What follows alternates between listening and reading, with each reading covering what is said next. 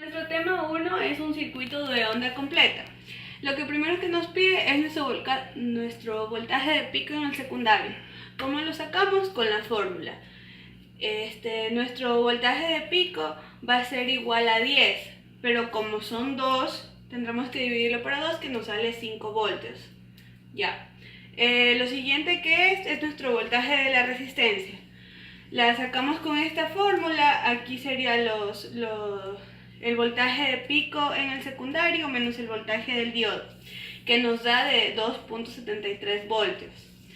Nuestra corriente en C es igual al voltaje de C sobre la resistencia de C, que nos daría 2.7348 miliamperios. La potencia disipada por los diodos es igual al voltaje en D por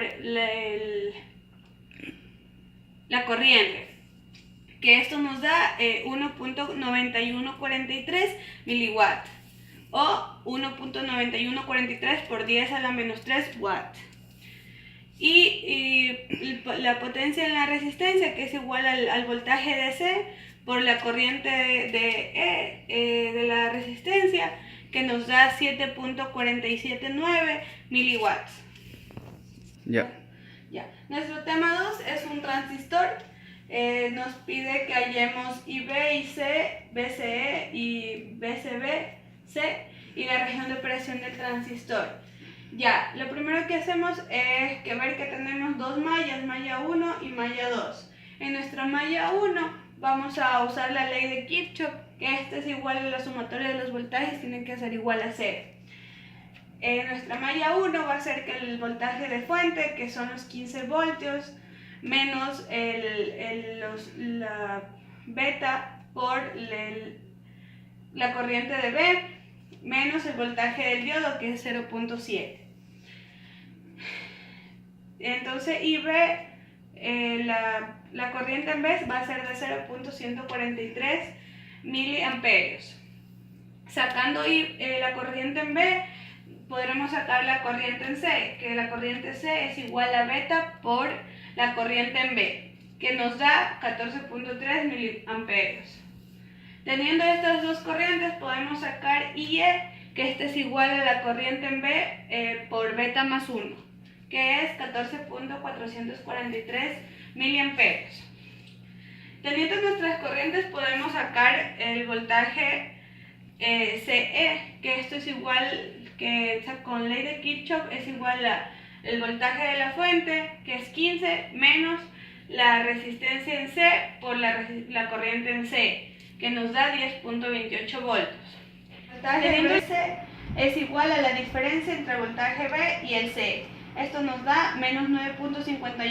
3 nos dice que en el circuito mostrado en la figura B1 es igual a B2, que es 80, y nuestro voltaje base emisor para los dos transistores es 0.7 voltios. Ya. ¿Cómo empezamos nuestro ejercicio? Sería sacando la resistencia de Thevenin y nuestro voltaje de Thevenin.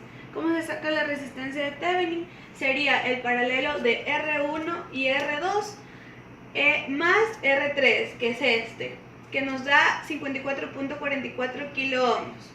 Nuestro voltaje de Thevenin es igual al voltaje de la fuente por R1 y la suma de las dos resistencias, R1 más R2, que nos da 45. Esto es igual a 1.33 voltios. Ahora, nuestra malla 1 va a ser igual al voltaje de Thevenin menos la resistencia de Thevenin por la corriente en B2, menos el voltaje de los diodos de silicio, que es 0.7, y menos la R4 por la corriente de emisor 1. IB2 va a ser igual a menos 0.01 microamperios, que IB2 va a ser un aproximado a 0 microamperios. Ya, también se puede afirmar que el circuito está en zona de corte. Y también se dice que ninguna otra ecuación se puede multiplicar por beta por la corriente, porque no será válida. Es decir, que todas las corrientes se aproximan a 0.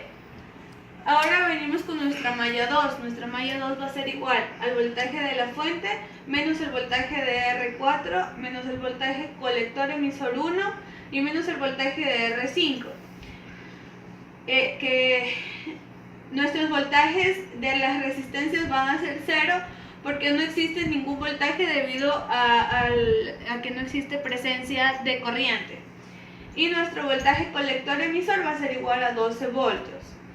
Ya, nuestro voltaje base colector es aproximadamente menos el voltaje de la fuente, es decir, que va a ser igual a menos 12 voltios.